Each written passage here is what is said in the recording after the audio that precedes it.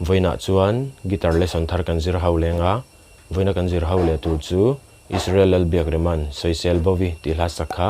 guitar ol samte perdang kan zir ho le don ni hela hi part 1 le chuin karon chen sang dona part 1 na chuan a chord man le strumming pattern le chord progression ti vel kha karon soi fianga chuan second part ta chuan a intro lead dan le a solo kal dan kha kan zir ho le don ni chuan hela hi A minor in kan la dona ma se C major changa chuak ve kan ni ti han chedon ni a chuan C in kan la don tina ni chu aniama G minor a hian A minor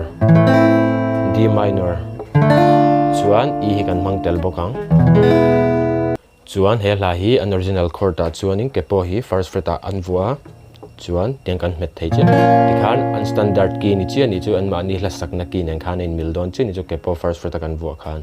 ma se tu na chuan ol samjok nan A minor hian karon soi top chiang kepo nei lo tan po A minor top hina per chu avek thei tin ani chu chuan he la po hian strum dan chi kha chau kan nei lenga chu chu bul changa top thlengin kan kual chuak le vekang tian down down up down up down down down up tikhan a mong changin down down up down up down down down up tikhan a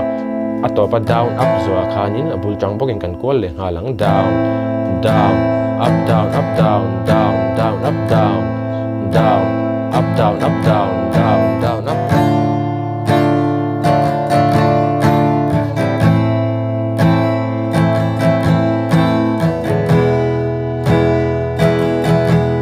boite isak mel ka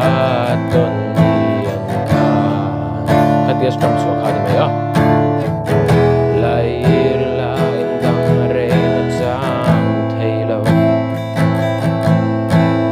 khan kan strum chuak ve kanga hla kha bul changa top thlengin chuan a hla miling karon play chuak lenga uluk dani lo ngai thlale don nia